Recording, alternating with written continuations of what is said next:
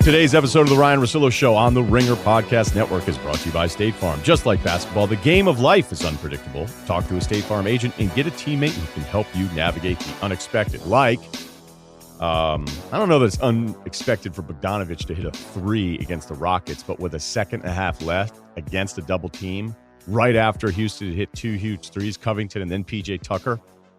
So maybe a little unpredictable there because Bogdanovic hadn't really put up many points. It was a big Clarkson game. So get a teammate like Bogdanovic who can help you navigate the unexpected. Talk to a State Farm agent today. Today's plan, little XFL with Steve Levy. I don't know how many of you know Steve Levy's story or that he was basically this television prodigy and he had these amazing jobs right out of college that just doesn't happen. Well, he's going to tell us that story. He did do the XFL game. He's the XFL guy for ESPN, so it'd be cool to catch up with him. And then Bruce Feldman from The Athletic and Fox Sports, who we've had a couple late coaching things, and I just wanted to get his take on this because I feel like some of these are going completely off the radar because it's, covered up by the Super Bowl week and everything going on. And, I'm headed to Chicago for NBA All-Star Weekend as well, so I got a thing coming up there with some folks. I'm doing this kind of T-Mobile, skills competition, a little 3-on-3. I don't know if they're asking me to play in it or not. I don't know how we feel about that, Kyle. Checking in with Kyle. I'd love to see it. I know you would. Okay, so didn't watch the Oscars. So, no. I don't really have much more to add to that. Thought there was a chance maybe meeting up with somebody for a couple of those parties, but Oscars is feeling a little bit like my Sundance. Be like, oh, that's this year? That's this year. Jeez, man. Sundance I actually want to go to the Oscars. I guess it would be kind of cool once, but the parties after, I imagine they're a lot like Super Bowl parties. Maybe, or maybe they're not. Maybe they're not even close. I doubt Barstool has an Oscars party. That would actually be surprising. Okay, this week's Open, just some random NBA hitters here for you. There's a pattern to a couple things that I've said this year that as soon as I've said them, kind of like, hey, what's going on here? Then the thing I suggest ends up becoming much better. That's not the case with Milwaukee Bucks, even though I did say that I couldn't stand their fan base about a month and a half ago. Remember Milwaukee lost to Philadelphia when Philadelphia shot the ball better than they've ever shot it, ever. They are incredible right now. They're 45-7. Every time I watch them, I just go, I don't really know what's this is kind of the rule, right?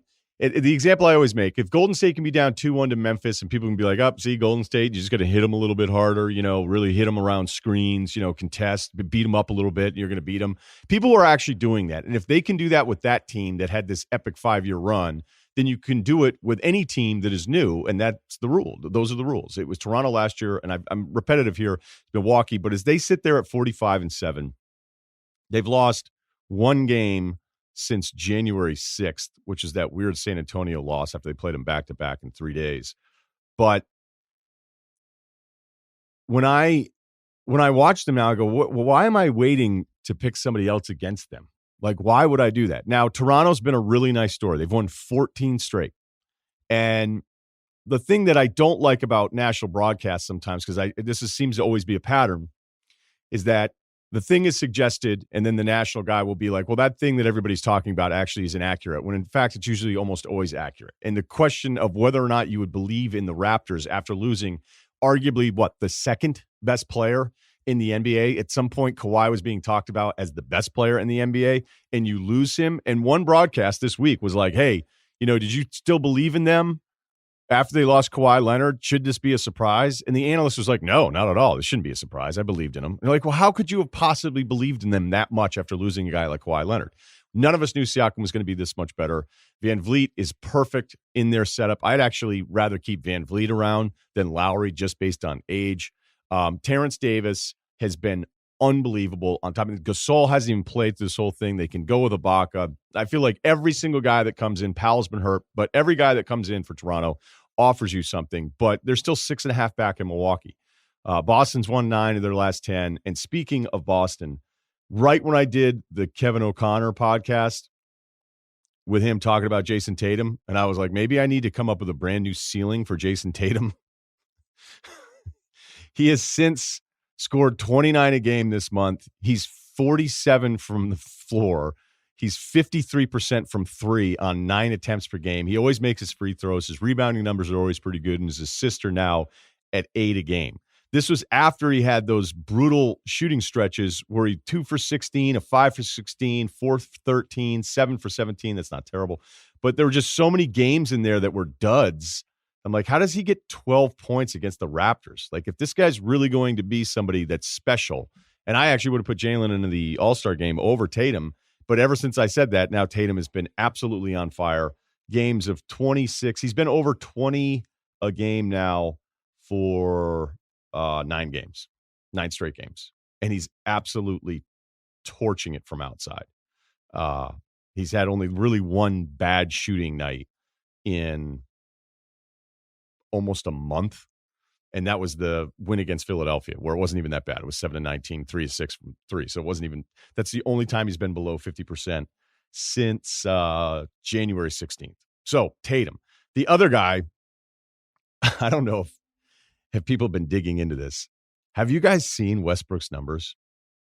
And right when I did the, hey, I got to imagine, based on kind of some loose conversations, then it turned into that Daryl Morey was trying to trade Westbrook.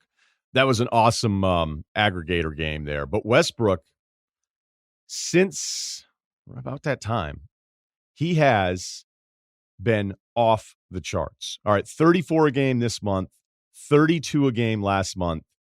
And here's the scary thing.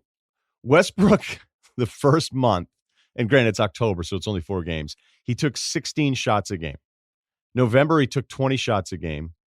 December, he took 24 shots a game. January, he took 25 shots a game. So far, just 3 games into February, he's shooting the ball 28 times a game. He had 39 against Utah. He had 41 in the win against the Lakers. And here's what Houston's doing. So we know after the Covington trade and no Clint Capella that they've just decided to go all small. I thought there was somebody else that they would have to have been waiting on. And I don't think that's, Tyson Chandler, who is on the roster. But against Gobert, they went small, and Gobert actually defended Westbrook. And as good as Gobert is defensively, that's a big ask to ask a 7-footer to chase a guy like Westbrook around the whole time. And he went 18 to 33. He's not taking as many threes. Took 2 a month this month, 2 a month last month, 4. Yeah, so he went from like 4, 6, and 4.5 threes per game to now he's not really even taking that shot that much anymore, maybe just a couple times. But Houston, and here's what's funny about what Houston's doing here. Houston going small, they went small that first night against the Lakers, and it actually messed the Lakers up more than anything else. Like, I don't love the going small thing, but I will check myself in that there are other times teams have done things to be innovative. Like whenever Daryl Morey first said, hey, I'm going to shoot threes all the time, and like in the G League, I'd like the team to shoot threes, like unlimited threes the entire time, just to see what would happen. And he was right about it, and it's changed the game, and honestly changed it to a point where at times I watch it and go, this is ridiculous to watch. But against the Lakers almost were annoyed that Houston remained competitive in that game, and instead of just settling down and beating up on them, they were forcing awful passes all night long because they'd be like, oh, Anthony Davis mismatch, let's get the pass in there. And it would be like, I know what I want to do, but I'm not going to do it well and execute it. And then the Rockets ended up winning that game. And after the fact, D'Antoni's like, we really needed to win this because if we gotten beat bad going small first night out, it would have been a tough sell in the locker room. The next night out with no Westbrook, they got smoked by Sacramento. And then again, they lost that last second shot there to the Utah Jazz. My guess would be, and I thought Charles Barkley made a good point on this, he goes, you can win games, you can win this Lakers game like they did that night when it was a TNT game, but what you can't sell me on, and that's Barkley, and maybe he's being old school, maybe he's being wrong here, but in a playoff series with somebody who's bigger, like there's going to be nights where it just looks like it's a disaster, it's not working. I don't know. That would be my inclination as well, that just smaller players aren't conditioned to have to beat up big guys the entire night and then do it, 7 times against the same opponent, that's just going to wear guys down. Like Eric Gordon being switched on to Anthony Davis. Imagine if that was like 5 straight games. I would imagine that would take its toll. That's what Barkley was saying. Or maybe Barkley's being an old guy, yelling at cloud. I don't know on that one. So, yeah, Westbrook on a tear since I was critical. Tatum, since I wasn't critical as much as it was me reevaluating what my ceiling would be for him, and now I probably have to reevaluate that evaluation. And that's where we're at right now, because the Lakers, more concerning with them the last few weeks. Maybe it's a bad stretch. We know where I'm at with Denver. Utah's playing. The Utah thing's weird because it really, that game they had against Denver was a disappointing loss. And some of the stuff that they're doing here with Conley, where they're not playing Conley to close some of these games. They benched him the last 4 minutes to go against the Trailblazers. CJ McCollum hit a corner three, and it was like a back screen by Swanigan. And it was just one of those screens where it's really easy to get lost because the play is going to be set up behind you. So you're facing the ball side, and then all of a sudden you're like, oh, wait, here I am. I got cut on a back screen. And then McCollum hits that shot, and then they benched him. They didn't put him in the last 4 minutes. And considering Jordan Clarkson went crazy in that game for Utah, I thought maybe is there a chance that they're going to not bring Conley back into that one, but they did, and they got that win there. So just a couple things there at the top, couple observations. We'll talk some football first, though, with Steve Levy, now the voice of the XFL for ESPN. So it's the first weekend, Steve. Everybody's, promoting it. And, I want to kind of get to your stuff in your transition. But what was this first weekend like for you in the XFL? It was a wild ride. It was the culmination of a lot of meetings and a lot of emails, a lot of conference calls. But it was great. It's cool for me. I'm an excitable guy. I get behind whatever I'm doing, and how many opportunities you get to be on the ground floor to really start something, be the first game of, who knows how long this league will be around and last. So, it was really fun. It was really excitement. And I think the biggest surprise, look, professional broadcast group, we got all real people on this thing. We're not, using interns, and the real surprise was the football. The football itself was pretty good. And I think that was one of the boxes we can check right off the bat. Now, now it's a matter of keeping it up after week one. So that's the thing that I think I always kind of notice, especially when somebody's trying to make their mark, right? So, you've got the 4 games over the weekend. People are learning about these cities. You go on ESPN.com, you're like, okay, Landry Jones, and we got Cardell, and like some of the names, you're like, okay, that's where this guy is now. What was it like, comparing, say, an XFL prep week, production meetings, and that kind of stuff compared to like when you're doing a big college game? And you've done some Monday night stuff too. So I wonder how different that was, because I know they're trying to sell this, Right. So I would say it was comparable to a college week of prep for week one, but it's going to get easier, right? And there are only 8 teams. So there's not that much to learn, right? And these are pro rosters, 52-man squad, 46 active, plus, emergency quarterback kind of thing. So, look, right off the bat, and people are always surprised by this, broadcasting college football is way harder than professional football. I mean, simply the sheer size of the roster. Right off the bat, you're cutting that in half, right? I do a Michigan game, you got 4 different guys wearing the number 4. Right, right away. So that's an issue. So this is, the beauty of the NFL is all the names. Like I never have to look down, and so I was telling people I have to look down on the XFL just to get the name of the team right to make sure I've got that right. Apparently, I called the Seattle Dragons the Seattle Seahawks on 1 or 2 occasions already. So I knew that was going to happen. Creature of habit, but in terms of preparation, and look, these teams are all starting, right? We're just trying to compile the bios and where these guys are from and trying to make the names mean something or catch on with the fans, right? If I tell you this guy played, as a 3-year starter at Georgia, you're going to say, oh, that's going to pique your interest, right? Guys in the SEC, big-time player. And what I was impressed about during the prep was, honestly, no exaggeration, 95% of the players that I looked at so far have had at least a cup of coffee in the NFL. And I mean, a training camp, all 4 preseason games, when the NFL is just looking for bodies, practice squad for entire seasons. And some guys have real NFL numbers. Guys have NFL touchdowns and NFL sacks. We had Matt Elam, former first-round draft pick of the Baltimore Ravens, who ran into some trouble off the field, trying to get a shot back in the league. So you uncover all that stuff, and then it's a matter of making it resonate with the fans. Okay, so now I know who this guy. Oh, Kevin Gilbride, he was Eli's OC, for the 2 Super Bowls. Okay, well that makes sense. Now I'm in on that. I get that.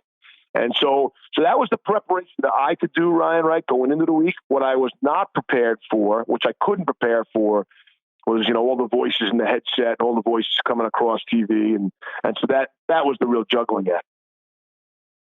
Yeah. When you had mentioned, getting in on the ground floor and, I don't, I had my experiences on the radio side and maybe, hey, come by and do some of these TV things if I was just going to stop by. But like, this is something where whenever I'm talking to somebody at ESPN, like when it would be younger people, be like, hey, advice. And it's like, you want to have ownership of something. You want to have something that you're kind of attached to that's actually something like the company cares about.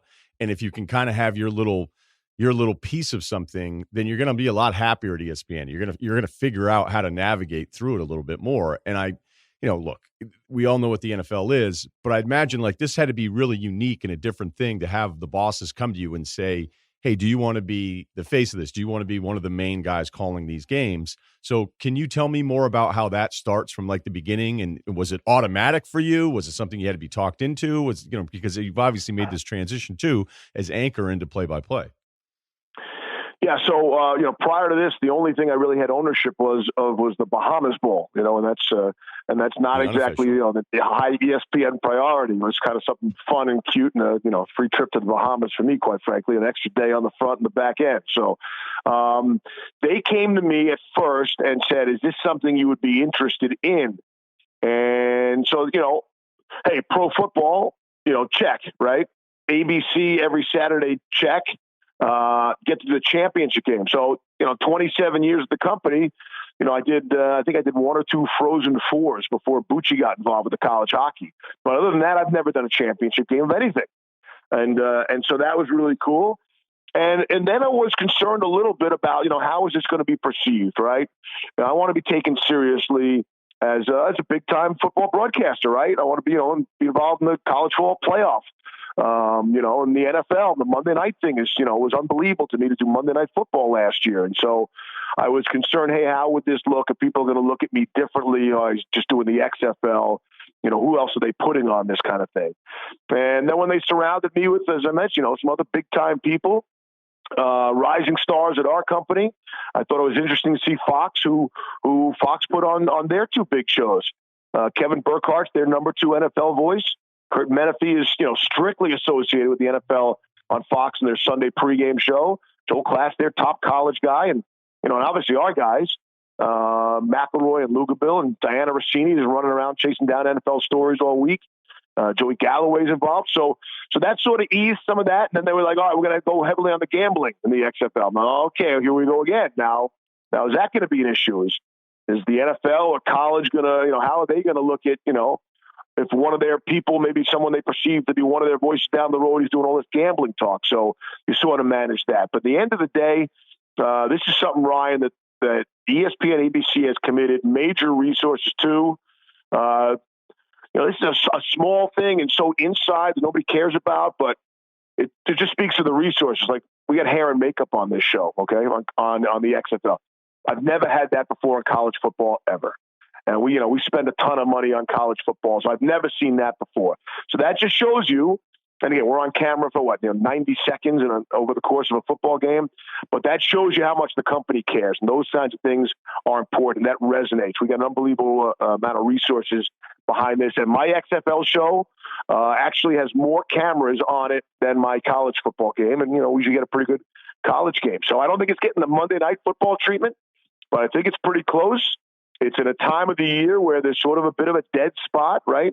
Major sports running the week after the Super Bowl to just after the NFL draft on that Sunday of NFL draft weekend. It seemed like the perfect spot. And when I got a chance, they said, hey, you could be the lead guy, ABC championship. I'm like, yep, I'm all in. Let's do this. It's pro football. It's where I want to be.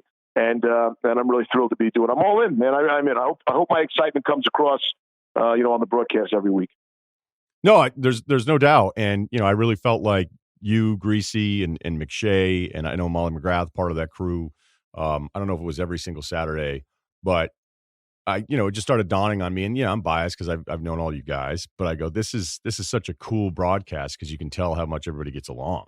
Like that's not always the case where, how many times are you guys on the road, those hours and hours of spending with each other where I think that relationship sort of resonates through the call of the game. And that's something I think people would love to do, but it's very, very rare to execute it. So your play-by-play, though, like, had you gone decades without doing any play-by-play? Were you just anchoring and now here we go? I think it was actually 1 decade. It really was like a full decade. It's kind of an interesting story. So back in those days, so I did the first Friday night package of college football with Rod Gilmore, and that was at a time where people were angry with us. People were upset. We were stepping into high school land. Fridays are for high school football, and Saturdays are college, and Sundays are the pros. And it was Rod Gilmore and myself. Alex Flanagan was with us on the sideline for a while. We had a bunch of other people, but we had a great crew, and we wound up at like Fresno every week because Pat Hill, wanted to be on national TV and wanted to play. He didn't care who we played and where we played, but it seemed like Fresno was half our schedule because they were willing to buy in. And it was a huge win for them. I mean, that's just, national exposure. You want to talk about the only game in town. You're the only college football game in the country. So everybody who loves about the sport, I mean, professionally speaking, not just the fans, they were watching that game.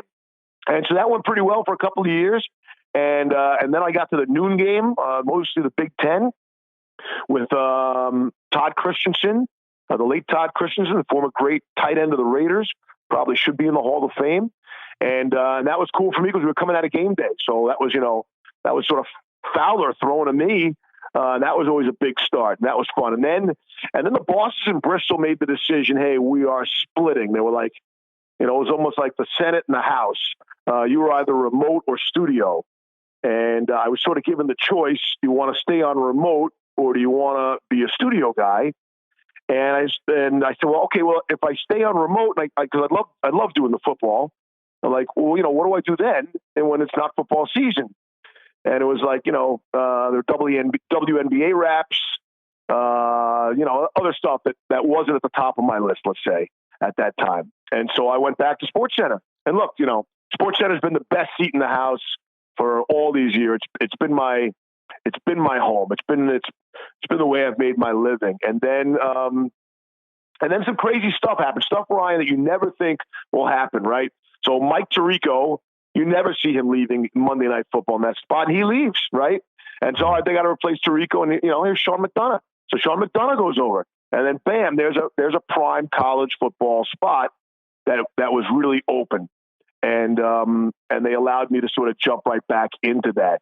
And the other funny story is, and this is my lesson, you talked about when you talk to younger people in the business, right? And they're looking for advice. And so I was doing the Bahamas Bowl. We sort of joked about that, some ownership. John Skipper, our president at the time, was laid up. He had an ankle injury, a foot injury. He was on his couch. It was Christmas Eve day, and he was watching the Bahamas Bowl. And he must have fired off some kind of email, said, hey, Levy's not terrible at this, And he wasn't there the first time, my first go-around of the play-by-play.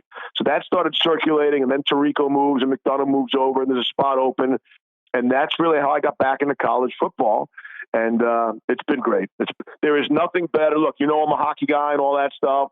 Of all starts of any sporting event, there is nothing better, professional or college, than a college kickoff on a major, big-time atmosphere and a big-time game. Of everything else I've seen and done, that's number one on the list. So it's really been a blessing. I'm the luckiest guy in the building. I've always felt that way, and that's legit, man. Yeah, so 27 years at ESPN. Is that what you said? Yeah. Man. So, okay, when your start is actually probably crazier though, right? Like you were out of school how long before you were on the air in New York? So yeah, no, man. I tell people this. I tell people all the time. Don't look at my backstory. It's kind of a 1 in a million. I was prepared to go. I was prepared to go to some small town and carry all the equipment and lug it around in the minor league sports. I was prepared to do all that. And I just got a break. I got a 2-minute stint doing the Jets report, the New York Jets report on WNBC radio. This was Dave Sims was hosting, the voice of the Mariners now. Mike Breen was the second guy behind Dave Sims, and they would do this 2-minute spot taped spot from every professional team. So all 7 or 9 New York professional teams every day. And so I sort of lived at Hofstra, and they paid me $50, I think, to put down 2 minutes on tape every single day from whatever was going on regarding the Jets. I was living on Long Island with my folks, and, I was 15 minutes away, and I made that my full 8-hour day. But I was on the air, on that flamethrower, 100,000 watts or however many, it's a lot of watts, on WABC radio, really fresh out of college, out of Oswego State. So that was really my first big break, and it sort of went from there. Right, because that's the thing is what's the first thing that you're doing that's on the air, and most people aren't starting in market number 1, right? Which is right. crazy. And but I then, got the break because it was radio, right? Like nobody's put me on TV there. It was radio, and then somebody would call out sick, and then I got Marv Albert throwing to me doing halftime of the Knicks game on the radio or in between periods of the Rangers. So look, hey man, I admit it. I've said it to you. I've said it to everybody. I stepped in it, man. I'm the luckiest guy in the industry, and I'm just trying to keep the roll going. So how old were you when you were doing stuff at the Fan then with Imus? The Imus stuff, let's see. So, that could have been 22, 23. Yeah, it's ridiculous. I get it. It's ridiculous. Did he hate you or did he like you? Because we all know the story. Yeah, it's hard to tell. So I really only lasted 3 weeks. Okay. I was there before Breen. And Breen, Breen kept it for a long time. And I wasn't funny, man. I was in over my head. I was way out of my league. I was nervous. I started drinking coffee. It was the first time I ever had a cup of coffee. I've never been a morning guy. I've always been a late night guy. So now I got to get up at 4 a.m. Charles McCord was just great. And I thought I was doing okay. And then I got called into the office. Mark Mason, who actually gave me like my first internship, was now at WFAN with the Imus thing. And he called me and said, hey, we're going to make a move on this. I was disappointed. I never heard from Imus. And then back in those days, we had the computers where there was a top line message when you logged in, it would pop up. And in parentheses was the name of whoever was sending you the message. And I logged in the next day and it came up Imus in the parentheses and it just said, you don't suck. And to me, I thought that was like a huge compliment. And to this day, really, Ryan, to this day, that is just about the only thing that hasn't gone my way in terms of the industry. I've really gotten just about every single break. And so I did, so I went from there. I was doing updates from Mike and the Mad Dog, not terrible, right? Still pretty great. And we did the NFL on radio. And that was the first time ever with stringers. Now everybody does it, right? But we were a local radio show. Every Sunday I do 1 to 7, and we had a stringer in every city. And a stringer, for those who might not know, is just a person who gets a credential and sits there. And they probably string for 8 to 10 radio stations. As soon as somebody scores, they call in, and we put them up on the air. So it's really very little of me. It's more like being a traffic cop on the radio. But it was a really cool show, really well received. And like I said, every radio station in the country does it now. So, but we were the first. I'm pretty proud of that. And then the next thing comes. So ESPN, I get a call, or my agent at the time gets a call. Hey, ESPN's interested in you, and I turned it down, man. I did not want to go to Bristol, Connecticut. I was 25 years old or something at this point, and I was living the life in a building in Manhattan, and all my friends and family could hear. And I was doing a little weekend TV stuff, and I really didn't want to go. I was very happy. I was a big city guy. I loved all the New York teams. I love being able to go to the Garden for the first half and then go back to work and do the 11 o'clock sportscast and Channel 2. And so, but the best move I ever made, obviously, was going to Bristol, man. So you ended up going to Bristol, but the thing that's always kind of funny is that some people think you're a Boston guy when you couldn't be more opposite of that, but you actually lived in Boston. And I remember when I first started, my first year was 2006, and I had known you from the Fan because even though I grew up a Boston fan, I liked Mike and the Mad Dog so much more than anything that was on EEI. I like the lineup better. I like the Fan lineup better, talking about the teams I hated. So clearly, I'd heard you, and then I knew of you a little bit from some of the Boston stuff. And then 2006, I would stay in that hotel, and I'm like, why the hell is Levy staying in this hotel? No, they're like, dude, he won't move there. Like he's not. So how long did you not live in Bristol? However, that had to have been years. So here's the truth. So I make the move in '93. ESPN comes back a second time, and again, I really don't want to go. And they offered a pretty good-sized raise from the first offer. And my agents at the time said, hey, look, it's ESPN. They're not going to come back a third time. And I went back to the TV station in New York. It was WCBS TV, which is also ridiculous. I get it. I'm 26 or something like that. And I said, look, I want to do some more TV. I was just doing Fridays and Saturdays. And they're like, Steve, you're too young. You can't be the number one guy in New York, on television. And I get it. I understand. But I would have never left, by the way. I would have never left New York had they given me that opportunity. And I swear they have recycled, 30 sports anchors in the last 27 years. But whatever. You're doing 2 or 3 minutes of sports on TV in New York. 15-second Nick highlight, wipe to the Ranger highlight, wipe, and throw to weather, that kind of thing. So I go to ESPN, Ryan. I did live in Bloomfield, Connecticut, which is outside of Bristol. I lived there for about 5 years. So I really did live near ESPN for 5 years. And then I realized I was traveling for hockey and college football. I was doing like one sports center a week. I'm like, you know what? I'm single. I can live anywhere I want. That I can be, as long as I can drive to Bristol. And I wound up going to Boston. A producer by the name of Bill Fairweather, who produced my first ever show. You know him. He was a Boston guy. I feel like I had worn out New York my entire life. Let me try something there. And then I went to Boston. I lived in Boston, in the financial district and in Chinatown in Boston for like 13 years and commuted. I really did. I commute. I get a hotel room once, twice a week on my own dime. And I didn't care what the weather condition was. I was driving back to Boston, even if I got back at 5 a.m. And I loved my time there. I would have never left, but then life takes over and things change, Yeah, no, I hear you. Because my first 3 years, I went back and forth. I'm like, nope. And then, I didn't even have a car, man. I didn't have a car. I rented a car. It was easier to rent a car, no insurance, no parking. And then I'd get back home at 5 a.m. I would dump it in the rental lot in Boston. Nobody's there in Government Center. And then I'd have to wake up in the morning to go back to the lot to take it out of the lot and bring it to the, 2 spots over to actually return the rental car. But all that hassle was a nice light way to live, man. No stress. Yeah, I would have thought you'd want a car at some point. But then I remember, my whole deal. I lived on Comm Ave, and, when I get home from those radio shifts 3, 4 in the morning on a Sunday, and then I'm like, I might as well just put my own boot on this car because there's never going to be a spot. And when I bought the condo, the guy who I bought it from, total liar. He's like, oh, yeah. He goes, you're on the list. You're, that spot, you pay $180 a month for it. I was like, okay, that's great. I start parking there, and the people are like, that wasn't his spot to hand to you. There's a waiting list. And I was like, oh. And she's like, and you're not even in our building. So I never had a parking spot for all these years I lived in this place. And when I would get back from those Bristol things, I would just be like, there's no way. Like I just, I just basically factored in parking tickets and boots as part of my, right. My car payment. So the rental car then sounds like a little better option at that point then, right? Yeah, I still can't imagine having to drop off a rental car every time you're coming back from work, but every time, yeah. That's that. Look, you were probably making a little bit more and a little bit smarter because I was just happy somebody was calling back.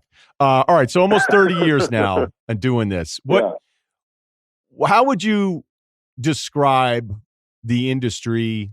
And I don't even know if it's specific to ESPN because I have my thoughts about how things were when I first got there and then what it was like towards the end and honestly more removed from it. I feel like I'm more positive about it. And maybe some people because I just really love the idea that I ever get to work there. How would you kind of describe what it seems like and how it's evolved around you? Because it's definitely changed. Oh, it's definitely changed, and it's changed in so many different ways. So when I first got there, the Sports Center wasn't really an ESPN2. The Sports Center I did was 2 a.m. Eastern time, and it might have been 2:30 even. 2:30 a.m. Eastern live for 30 minutes, right? There was no LA or anything like that.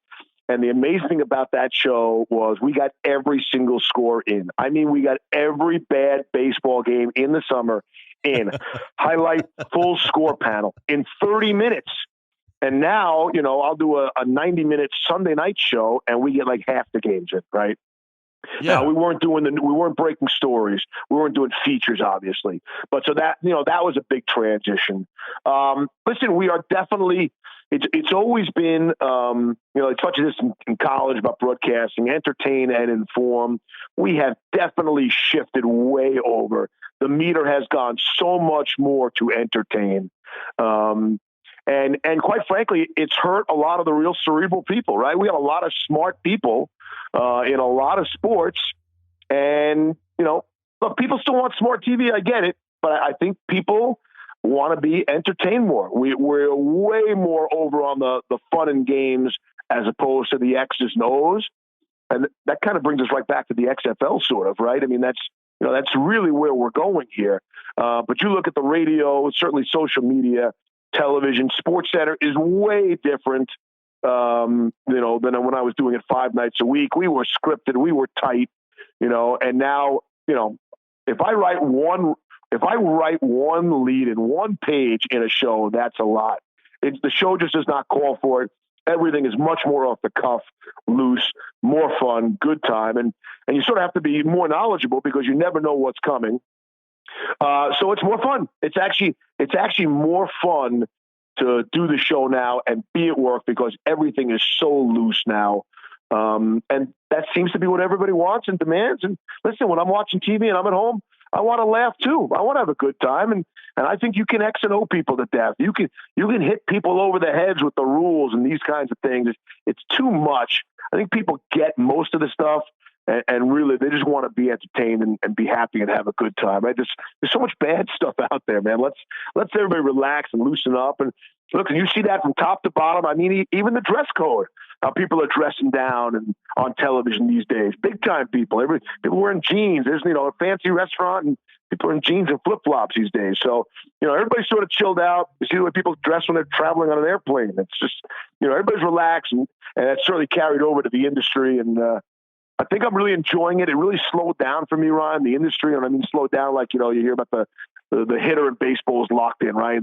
Or the player in football. The game slows down in front of you, and so I'm able to react much better, and obviously I'm more confident in my spot. So it's really enjoyable right now. You guys have 2 more games. There's 4 more games from the XFL coming up this weekend. The ABC game, you got New York at DC. That one's going to be 2 Eastern. And then don't gloss over that. That is an Eastern Conference showdown for supremacy. I don't think I was. But I thought you glossed right over that a little too fast. We're not talking like 0-1 versus 0-1. This is 1-0 versus 1-0. All right. These 2 teams get together. Who knows what's going to happen, really. Throw the records out. Yeah. So are you doing something like that? Yeah. Are you doing the East Coast games? You doing any of the LA ones or? No, it's not broken up like that, man. It's just we are 2:00 ABC every Saturday, regardless of who plays. So okay, all right. So we got a Seattle game coming up, and they're going to kick that at 11 a.m. So they're staying true to that. So we'll be bouncing around. I guess Houston got some Tampa, get some warm weather, but mostly Northeast. Yep. All right. Well, hey, I really appreciate it. You've always been somebody that I look up to, and hopefully we'll get you out here in LA for one of these games and catch up. All right. Cool. Let's get together soon, man. See you, pal. All right. Bruce Feldman, Fox Sports, The Athletic. Mark Dantonio out at Michigan State. I saw the way the contract was structured, where basically it would be him stepping down as a later date in January. I think it still surprised some people. How did this happen? Well, I think it's been in the works for a little bit of time. I mean, it's something we had talked about actually on our podcast this summer, that it was something a lot of people, or a handful of people I had talked to, thought this was the scenario. He was kind of running out of gas. The program had really lost momentum. There were some off-field issues. There's a lawsuit in the pipeline there. He just had a lot of really ugly issues that had kind of been brewing for a while. Also, he really kind of juggled his staff, but he didn't make really significant staff changes. And I think that probably didn't help either. And so as this division has gotten tougher, remember, it's not to say that he didn't do a great job there and winning a lot of games, but over the last few years, once the divisions got sorted out the way it is now, with you have Ohio State, super heavyweight in there, Michigan with Harbaugh. Now they're not great, but they're really good. And you see what James Franklin has now done at Penn State, all in the same division. That's made it so much harder. So a lot of these factors, and I just think Mark Dantonio looked at it and goes, you know what, it's time. As he said, if you're 50-50, you can't do this job 50-50. And he knew he needed to give it to somebody else. Right, but the contract thing I thought was like, why would the AD allow something like this where, okay, you have your signing class coming up, you have basically every other coach has been hired, and then you're left like way later in the process than everybody else. Like they can't really get on Dantonio for taking the extra money. I wouldn't be critical of him for that, but I don't know why you'd structure the bonus so that it's already like February when he has to make the decision. It is curious timing. And again, if Michigan State has had some really dubious leadership there in the athletic department in the university. And so I think this is seems to be another example of it. And the timing of it is such, whereas he had left right after this. I'm not sure it would have been perceived much differently. And it probably would have given them, being the Spartans, maybe a little more flexibility in how their coaching search is played out. But now you have coaches who have looked at this job who are genuinely concerned about looming potentially NCAA sanctions, that the program recruiting had really tailed off. And, I think a lot of people are a little skittish at this job. As I mentioned, there's 3 powerhouse programs in your division, and you got a bigger uphill climb now than you did a couple of years ago. Yeah, when I first went there for a game and spent some time in town and looked at the facilities, like where I feel like Wisconsin has this thing that's older and endearing, Michigan State just feels outdated. And part of that, I guess, is kind of cool. Like you think this old school Big Ten thing. The fact that he won there to the level he won might be as impressive as like anybody. Like I'm not talking Bama, Saban, that kind of thing, but like that Michigan State was in the mix for as long as they were with him. And then we know last year was disappointing, and he just moves all the coordinators around and doesn't want new guys. I mean, look, he's always going to be that way. Like he doesn't want to be told what to do. And then he decides to bounce from this whole thing. And now Luke Fickell says he's not leaving for Cincinnati. Like, what's a realistic kind of guy that can come in here and try to keep this thing going? I don't know if you can keep it at his level, but at least remain competitive. Yeah, I mean, I think at this point, you look at it, he went head to head and beat Urban Meyer before. That's something Jim Harbaugh hadn't been able to do. He didn't do it consistently, but he did get it done. He got him in the playoff. That's not insignificant, too. I don't know. As the search kind of unfolds, and I'm looking at it going, well, Brett Bielema's out there. We know he can win in the Big Ten. He won 40 games the last 4 years there at Wisconsin. Now, it didn't go well at Arkansas, but he seems to be a good fit in the Big Ten, and he gives them a big presence. And I think that's something that I think could help them a lot. Do they make another run at somebody else who turned them down? I knew there was a lot of interest they had in the key MSU decision makers. Really liked Mel Tucker. If you're Michigan State, you have more resources than probably CU does. But the whole thing is just kind of it's gotten really messy because, again, I go back to it. They don't have great leadership there, and I think that's undermined it. Yeah, that one, and then with the kids, and this is where like there's still some stuff where I go, hey, sometimes it's not going to be as great for you as the student as it is going to be for the coach. But when it comes to this, like it's just hard to argue that the kids shouldn't have the releases, especially with this kind of setup. Not realizing that Dantonio was going to bounce this much later, and it just looks bad. I mean, I don't know that the NCAA has cared about optics for a long time, if ever, but that part of this deal, like to me, more and more, it isn't even having sympathy for. It's hard to even argue what the point is of making a kid stay to the commitment when the coach left this late in the process. Oh, it's a terrible look. I mean, I don't know how the NCAA would hold anybody to that given the circumstances here. I mean, the reality is you got to play for the system you recruited into. That matters as much as anything. And so, it's a bad look. And hopefully for the kids involved that they would go in that, be willing to go in that direction if they can. Okay, how did Leach end up in Starkville? Well, he's a guy, as we all know, had been looking at these, at these jobs. He basically accepted the Tennessee job 2 years ago before Phil Fulmer came in and blew everything up. And it comes back to, Andy Staples and I did this story for The Athletic a couple of weeks ago on the resources you have in the SEC versus pretty much everywhere else other than the Big Ten, but certainly as it relates to the Pac-12. I mean, he has a way better recruiting base in Mississippi at Mississippi State than he would in the Pacific Northwest. Now, the challenge here for him is, Oregon's recruiting well and Washington's recruited pretty well. And Stanford's down and, look at the rest of their division. USC's kind of, spinning their wheels. But now Leach jumps into a division where Saban's still at Alabama. They're still really strong. LSU just won a national title. They're the hottest thing basically in college football.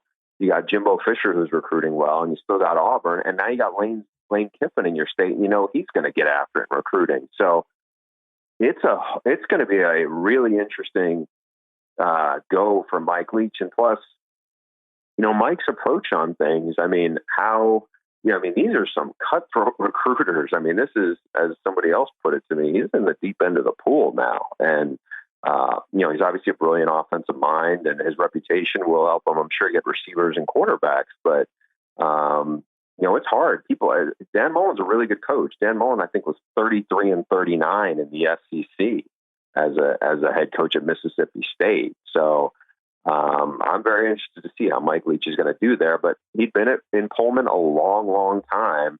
And I just think he got tired and wanted to see how would this work at the SEC. All I've heard about is the SEC and let me make a run at it. Cause, I think he just was very interested on what's on the other side of the fence.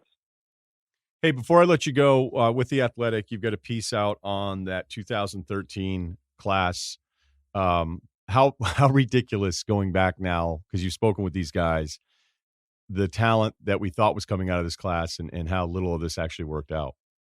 Yeah, it's crazy because I went into this story.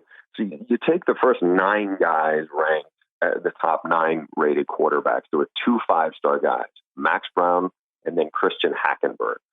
But Christian Hackenberg is the only one who really he's had a sniff in the NFL, and he never even played. He was just on rosters for a couple of years, and he was out last year working to get his college degree. The first 9 guys, none of them made it. You go further down, you get to number 19, Mitch Trubisky, second pick in the draft. You get to number 21, Jared Goff, first pick in the draft. You go all the way down to number 71. The 71st ranked quarterback in the class was Baker Mayfield, won a Heisman, first pick of the draft for the Browns. And so what I ended up doing was I talked to a lot of people who were in the recruiting process, but also a lot of these quarterbacks who, quite honestly, it didn't go so well for. I talked to Daniel Jeremiah, talked to our buddy McShay, and talked to guys who coach Christian Hackenberg. And it's fascinating to see, because I think that the reality in some of this is the evaluation on Christian Hackenberg, when you talk to a lot of people, especially the ones who look back and said he was a 5-star, like, you know what? The evaluation was not wrong. He had a big arm. He was pretty good. He was really good his first year under Bill O'Brien. Then the talent around him really, really dried up because of the sanctions and everything else. Changing systems. He got kind of lost. He took a ton of sacks, and he picked up some bad habits. And you can talk to a lot of people about it. Now, would Christian Hackenberg have been Pat Mahomes in the NFL if everything else played differently? Probably not. But would he be probably in the NFL still if things were different? Would Max Brown, could he have been Matt Barkley and be somebody's backup for a while if his circumstances? I mean, those are 2 guys who actually stayed loyal to their situation. Brown, I think, waited at USC 4 years before he got a shot. And then once he did, he got Alabama. And then within 3 games, it was Sam Darnold's turn. And he was, behind a guy who's obviously more physically talented. But so this story was kind of a window into that. And I hope for people that they look at the story in The Athletic, because just there's a lot of really interesting stuff from the people who are directly involved that I honestly hadn't heard before. What was the most interesting story? The most interesting story came down to Shane Morris, who was the number 3 ranked quarterback, went to Michigan, got sucked into social media. This is like 2013. So it was really the first wave when kids were getting caught up in Twitter and all their big following. And it really messed with his head. And from talking to him about it, and then when you get to ask, and I asked Morris, Hackenberg, and Max Brown, I was like, did you lose your confidence in what happens when you do that? And so you got to remember, quarterback, more so than any other position, is like the don't blink position of all in sports. And once you do that, all bets are off. And so, hearing how they talk about it and hearing Max Brown talk about how, before social media, maybe if you're getting an offer, you get brought up to like the second story high. And if you fall, maybe you sprain an ankle. Well, now with social media, you get up 30 floors. And if you fall, it's a big problem. And he's like, guys battle depression and all these other issues because, as he put it, he goes, a lot of these guys, I see 16-year-olds getting sucked into the hype. He's like, the reality is you probably have a more realistic chance of ending up like me than you will being Jared Goff. And just to see that is pretty sobering. Yeah, check it out. Again, that 2013 high school class in The Athletic from Bruce Feldman. Thanks for the time, man. Thanks for letting me catch up with you. Always a pleasure. Thanks. All right, cool. Headed to Chicago, as I said, so we get another podcast coming Wednesday, and then trying to figure it out. Then Bill and I start up on Sunday, so I'll be flying back from Chicago Sunday, and then I'm just going to head to the big boss man's house and watch the All-Star game because I'm not going to stay in Chicago for it because, I don't know, it's not my favorite game. So we'll get that first Hoops podcast. So please rate, review, and subscribe to the Ryen Russillo Show here on The Ringer. Talk to you Wednesday.